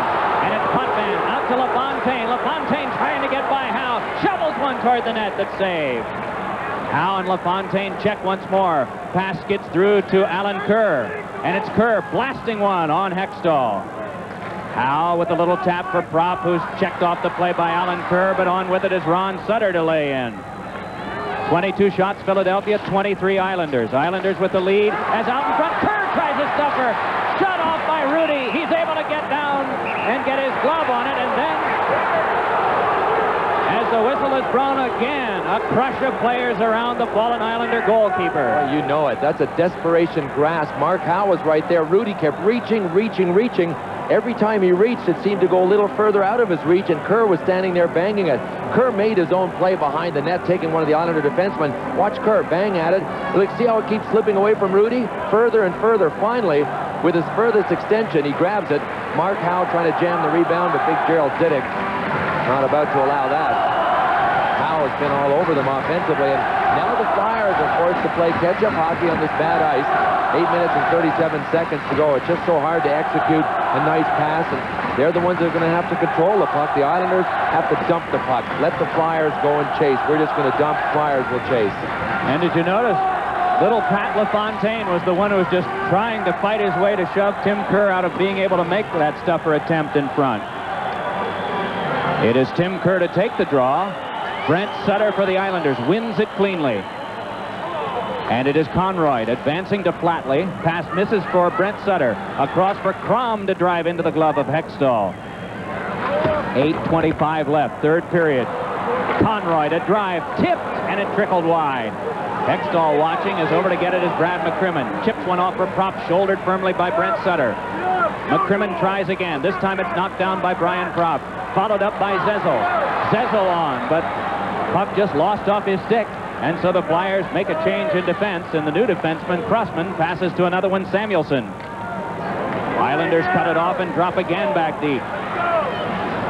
Crossman as Samuelson just checked Dwayne Sutter into the goal, and with that, it's off the magnets. The score here at the Spectrum, Islanders 2, Flyers 1. As we return to play, the Islanders have it in the possession of Thomas Janssen. Passes off Dwayne Sutter's stick. Crossman along to Lindsey Carson. Carson moves in, but shoved it too hard, and it was away from Shell Samuelson. Samuelson turning away from Dwayne Sutter's check, and then Sutter followed right through on him. The puck back to Dwayne Sutter. Checked by Tukey, and so Hextall slows it for Crossman on defense. It is rolled between the defensemen, and so Morrow will go back to take from Rudy. Meanwhile, Mellenby bumped into Janssen and tries to stir things up back in the Islander zone, and then Dwayne Sutter steps into Derek Smith with a check. Wood taps it back down. McCrimmon goes back to handle for Philadelphia. It's rolled off to Mark Howe. Guided out, but Potvin is there. Under 7 minutes to play. LaFontaine with a drive. Blocked by Hextall and scooped up by Howe. Diddick able to keep it along. Battling there with Ron Sutter. Sutter, while prone, got help from Derek Smith to clear it out, and it's off LaFontaine, though Tocchet passed it right back in. Randy Wood guides it deep, and it's Howe going back to get it. 6:35 to go. Puck pops out to Ron Sutter. Throws it in. Goes right after it. Hit a chink in the boards, and Diddick able to react and throw it away. Trottier starts it back out. It's a 4-on-2. Catching up to it is Smith. Trottier in. Hammers one. Save Hextall. And he'll hold on, and he seems hurt. Hextall is down. Dave Settlemeyer quickly out. Do you think it might have caught him unguarded around the pad area where there wasn't adequate protection, Bill? Yeah, there's a space that a lot of goalies use an extra pad on the kneecap and above the kneecap. It looked like he went down to get it with his glove, but from here, it looks as if Settlemeyer might be working on the knee area. Dave Settlemeyer, a goaltender himself in the minor leagues. That's exactly what he's looking for, and he's got a cylinder of freeze-on, and certainly not antifreeze. We get a better look this way. Trottier comes in on a sharp angle, and he knows everything's sealed off, so he just lets it rip. And, you know, it's kind of funny because when you look at Ron Hextall standing up, his pads do seem to come up and cover that area. Kelly Rudy's pads, on the other hand, are much shorter, and you might think there's some exposed area there, but he folded right away once the shot came. Hextall still down. Let's go now to John Saunders. As we await them to attend Ron Hextall as he was hit with the shot, let us check last night. The Edmonton Oilers, the first, and Bill Clement standing by where play has resumed. Thank you, John Saunders and Mike Liut. Brian Propp flips in. Hextall back in the goal for Philadelphia as Mike Bossy flips one that is kept along by Zezel, but they rule the puck was played either by a high stick or maybe the signal is it had gone outside. I didn't notice that, but it could have been also a delayed call. Nonetheless, face off at center ice. You got to figure there'll be some Flyers management people monitoring Ron Hextall's ability to flex and bend his knee tomorrow morning. He might have an easier time finishing this hockey game with 6 minutes to go than he would have playing in 48 hours from now, depending on where he was hit, depending on if there's swelling. But he'll get some pretty sharp attention when this game is over. There was a sigh of relief when he went back in. That's the big question about the Flyers. What happens if they happen to lose Ron Hextall? Can Chico Resch carry the load for them in the playoffs? And if that loss would come in this series, Chico would be in against his old team, the Islanders. Bossy flings it right back from where it came. Tim Kerr just leaned on by Trottier. Samuelson is stepped into by Gilbert. 5:45 to go, third period, 2-1 Islanders. Puck rolled through by Tim Kerr and floated back out by Bossy. Mark Howe, shoved by Trottier, has to give it up quickly and does to Conroy to the Islanders. Then Trottier sends it back. Randy Wood striding in, watched there by Howe. Wood able to get to the puck and then checked off by Pelle Eklund. Meanwhile, thrown away from the front of the net by Samuelson was Bossy. Back up with it comes Scott Mellanby. Chips it in, and it's Kelly Rudy watching it, steering it back around to Alan Kerr. 5:15 to go, as it's Wood along to Janssen. Has LaFontaine there, but he can't get by Brad Marsh. Puck helped back along by Crossman, and Morrow retrieves for Janssen. Off Brad Marsh. Shot in by Wood. Offside, as across the line was Alan Kerr. The score here in Philadelphia, the Islanders 2, the Flyers 1. Islanders from the face-off able to control. Dennis Potvin steps ahead, gives to Dwayne Sutter for a shot that's deflected by McCrimmon. McCrimmon chased off by Dwayne Sutter. The play is Mark Howe's, and Howe turning from the forechecking of Hanpa, gives on to Prop, has Tookie alongside. Tookie leaned on, taken off the play and taken to the boards by Diddick. Potvin to Hanpa, can't clear, but Potvin puts it crisply on the stick of Dwayne Sutter. Howe watching him as Sutter throws one into the glove of Hextall. Hextall sweeping it around, first one there, Hanpa drops it back deep. 4:20 left. The Islanders trailed 1-0. Carson scoring midway in the second. Then they came back for 2 goals of their own as that long drive from Howe caused problem for Rudy. It's worked along by the Islanders, and Brent Sutter was able to just force it back down. Crossman, Brad Marsh the defense. Derek Smith with Mellanby and Eklund, the forward combination for Philadelphia. Flatley and Hanpa along with Brent Sutter for the Islanders as Marsh angles one. It is Pat Flatley in deep to play for the Islanders, turning it along to Brent Sutter. Clock ticks down to 3:45. Brent Sutter, and that one turned away by Hextall. Crom with it. Crom dumping deep. Brent Sutter ridden off the play by Brad Marsh. In comes Flatley. Boom. On a check by Scott Mellanby. Clock along by Janssen. And it's lost to Mellanby, who pivots and then is able to scoop it ahead, bringing it out as Eklund. As Derek Smith and Marsh moving in with him. Eklund gives back for Mellanby. Good play by Thomas Janssen.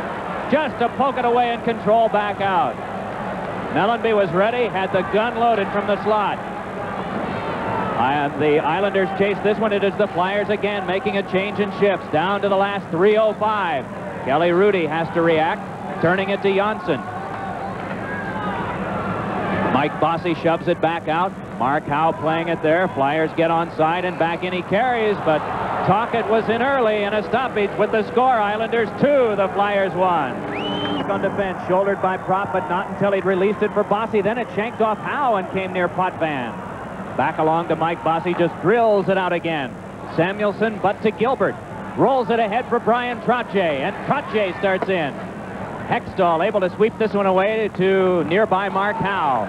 Howe has Kerr moving at center ice, rolls it up for Samuelson, but that play goes asunder. Bossy to Gilbert, and back in. Shift change again for the Islanders. Hextall flips one that Alan Kerr will skate down, but it's taken by Tim Kerr of Philadelphia and dropped back in. Rudy sets it up to Ken Leiter. And Leiter's pass went off Wood. Crossman forces it in deep. Kerr moving after it, but Conroy got there first. And it is Conroy back out in the final 2 minutes of regulation time. 2-1 the Islanders. Glad you've joined us on ESPN. Hextall flips one around. It goes back to center ice, and Leiter gets it there. Alan Kerr starting back ahead for the Islanders. Leaned on by Brad Marsh. Puck followed up by Wood. Tries to center, can't. Whistle, stoppage of play. And the net has come off the magnet at one side, and that's the reason for play being stopped. You can see Randy Wood arguing the point. with linesmen Grosiker and D'Amico. Boy, those young legs certainly have played roles late in games all through this series, and Randy Wood is definitely one of those players with the young legs for the Islanders. We've mentioned backs to the wall. The Islanders have had it before. This is their 29th game in which they could potentially be eliminated. They've won 20 of them. And if they keep the score the way it is, it will be 21. And another elimination game set up for Thursday at Uniondale, 8 p.m. We'll have it for you on ESPN. Tomorrow night, Tom Mees and John Davidson from Joe Louis Arena. 8 o'clock for that one, between Jacques Demers' Detroit Red Wings and John Brophy's Toronto Maple Leafs.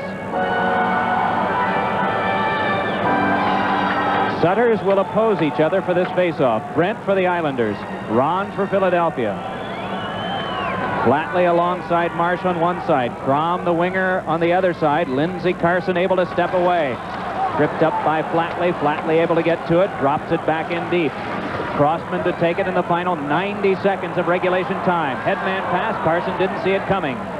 And it is Rudy setting it up for Diddick to drill it around. Crom just lets it go, but we get a stoppage as it sails out of play.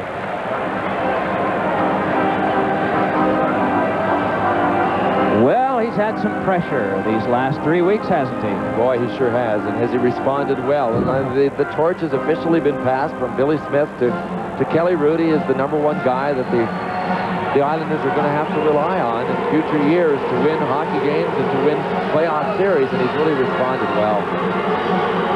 Saw Ron Sutter, typically with that Sutter fire, talking it up to his teammates as he goes to the bench in favor of the line of Zezel, Kerr, and Kropp. The Gunners are out there. The eminent faceoff man, Brent Sutter for the Islanders, Zezel for Philadelphia, Crossman and Howe the defense. Crom and Flatley, Diddick and Potvin the Islanders. Face-off, and Brent Sutter tried to flip it away. Still they scrap for it, and Zezel follows up. To the corner, Potvin. Turned over to Crossman. Centered one. Diddick kept it away. Right back to Brent Sutter. One hands it along to Crom. Crom steps out with Flatley, and the pass is wide of him, but he follows with Mark Howe, and they cancel one another as trying to work it ahead was Flatley, but it's taken by Propp. Propp then advances to Howe. Has Crossman with him. Hands over for Zezel. Forehander. Grabbed and held by Rudy. And then Rudy's head jerked back, maybe because he was bumped by the Howe-Morrow combination. He sure was. There seemed to be a couple of hands that caught him right under the chin and snapped his helmet back.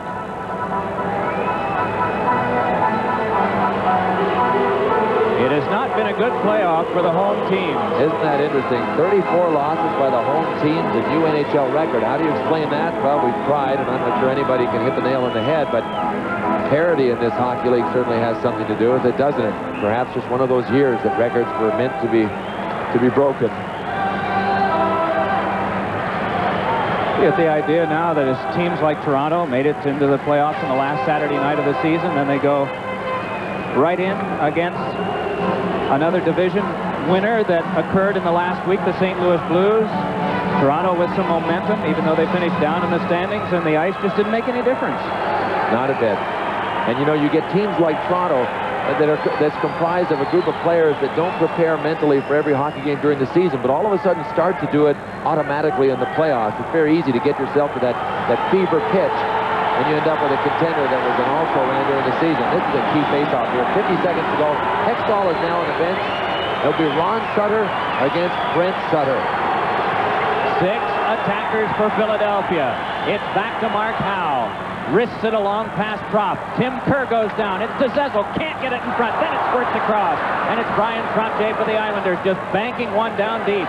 Crossman going after it, and Brent Sutter following him. And icing is called against the Islanders. The face-off to come back near Rudy with 35 seconds to go.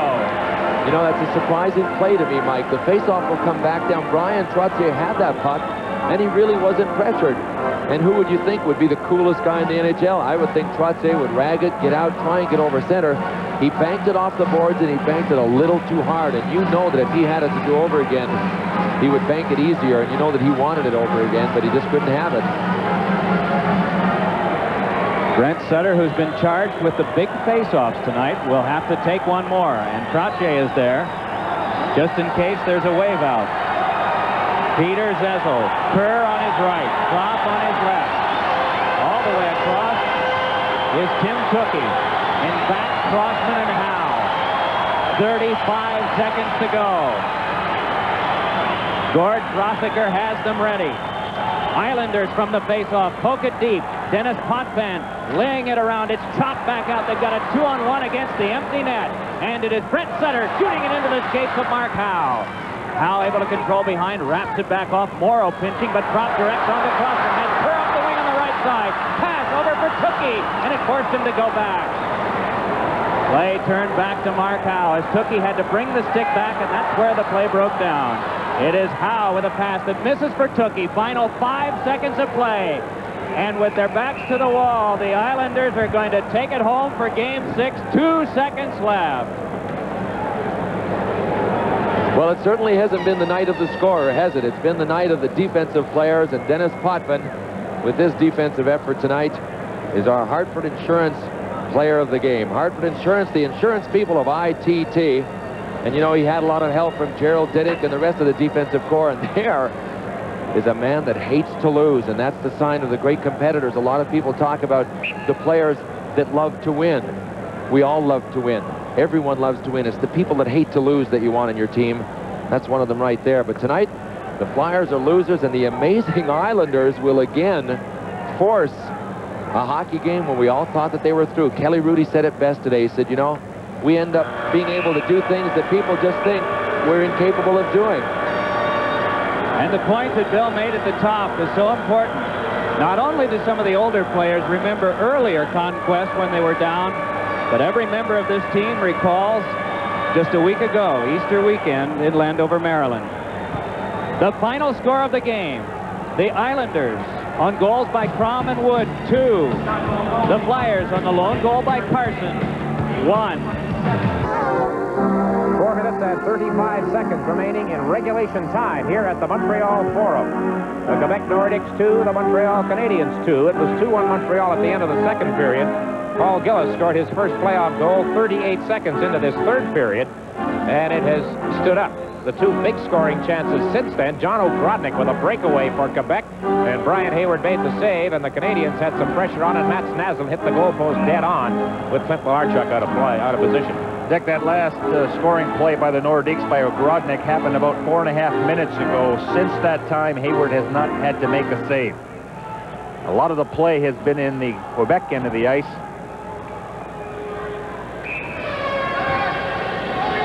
Hunter repositions Siltanen behind him for this face-off to the left of Hayward. Lambert and Lawler edged in a little too far to suit linesman Hodges. You notice that Perron, he's got Carbon out there to take a lot of the face-off. And Carbonneau has the puck now. Shoots it behind the net. Ryan Walter tied up by Picard, 2 ex-Capitals. Puck kept in briefly by O'Grodnik. At least he had it briefly. Now it's Robinson to Lawler. Ahead. Carbonneau stopped by O'Grodnik. Now Carbonneau gets it to Gainey. Gainey stopped by Siltanen. Good defensive play by Siltanen. Lane Lambert dumps the puck toward the Canadiens' net. Hunter reached up and made contact. Now it's Carbonneau on that far side. Ahead to Walter. He's bumped by Rochefort. Canadians having trouble getting out of their zone. Now it's Robinson to Carbonneau. Ahead to Gainey. To the blue line. Gainey just flips it in. Montreal on a change right here. Jeff Brown, the rookie defenseman, down the left side, 3:45 remaining. Brown into the zone. O'Grodnik following up. The puck rolled through. Hayward was in trouble there with a Nordic in the crease. Smith for Montreal. Drops it off for Chelios. Chelios moving in, shoots, the save, the rebound, Ryan Walter. It hit Rochefort with the net wide open. Ludwig's shot is blocked in front. Boy, the Canadians had a marvelous chance there, Gary. And they got caught on a 3-on-2 break. They were completing a line change, and Chelios led the 3-on-2. Oh, you begin to wonder. That's 2 times now in this period that Malarchuk's been out of position. Here's Smith with a shot. Malarchuk was in position there, and Naslund couldn't reach the rebound. Cote, he has a goal in this game, moving down the right side. Alain Cote in front. A shot. He scores! No goal. Terry Fraser rules no goal. You see Kerry Fraser, the referee, waving off what appeared to be a goal there. The Quebec Nordiques, however, have not scored. It's still tied 2-2. Let us go back to the Forum in Montreal, where it is 2-2 and the series tied at 2 apiece. Earlier in the period, the Canadians scored a goal that was disallowed.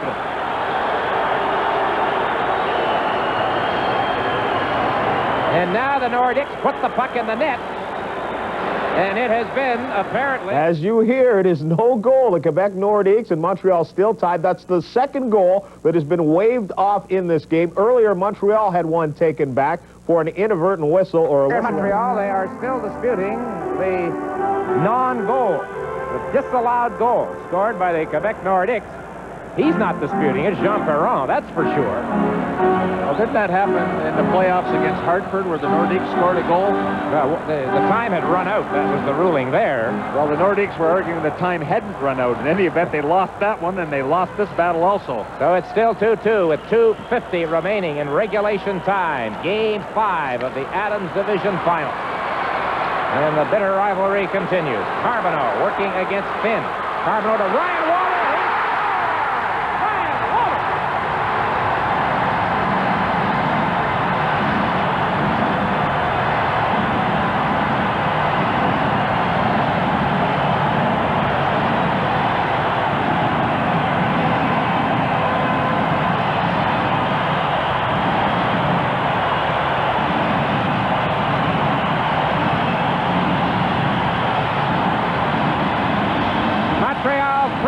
Quebec 2, 2 minutes and 39 seconds to play in the third period.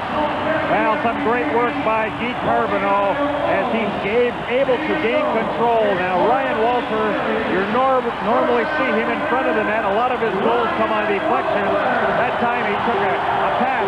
Look at him skate away from Stastny. Stastny is watching the puck carrier. He should have had the presence of mind to look around and pick up the trailer. He didn't. It cost his team severely. Look at Bergeron clapping. The last coach I saw do that in this building was a fellow named Don Cherry.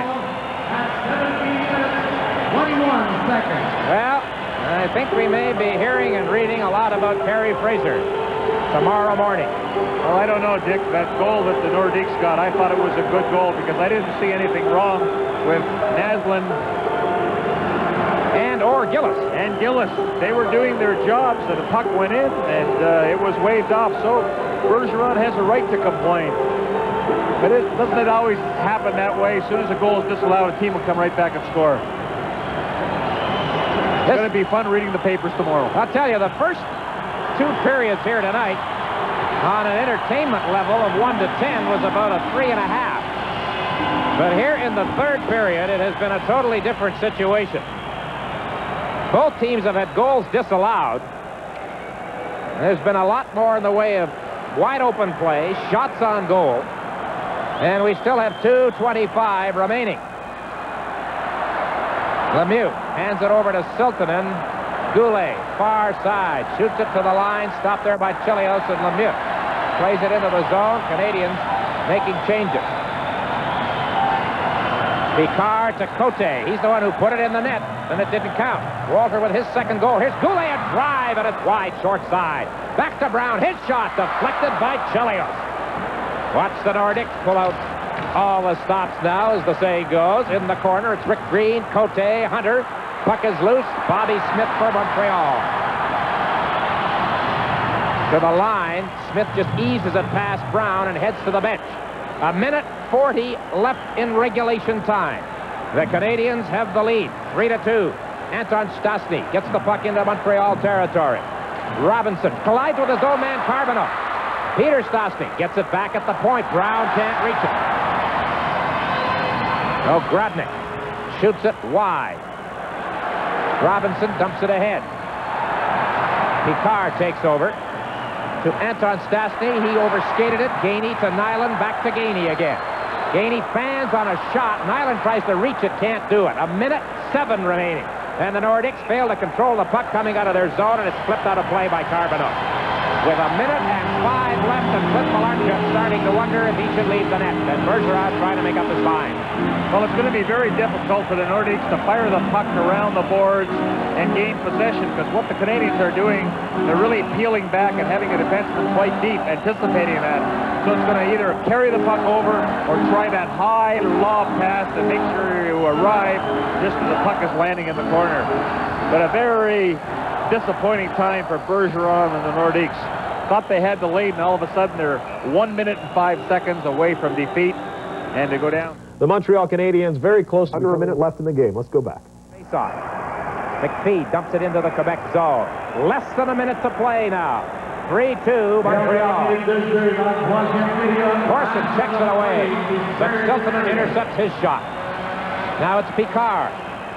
Goulet tied up Robinson. The puck got by them. Chilios making a move in the corner. Malarchuk not out of the net yet. Corson knocked down, but the puck's outside the blue line. McPhee reaches it. Clears it to the far side. 33 seconds to play. Carbonneau dumps it into Quebec territory. Malarchuk hasn't had a chance to leave the net yet. Now he starts to edge out. Here he comes. Ogrodnik at center ice shooting it in. It goes behind the net. 20 seconds to go. Peter Stastny behind a Picard. Out in front at the flex. Brown faked the shot. Lets it go. Got through. Short side. Picard played it. Goulet can't reach it. 10 seconds left. Does it stay in the zone? No. 5 seconds. It's behind the net. The countdown's on. The game is over.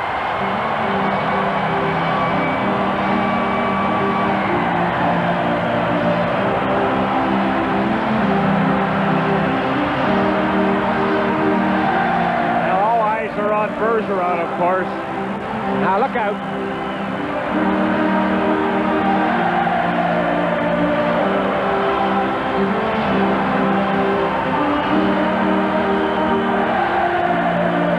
Quite a scene here at the Forum.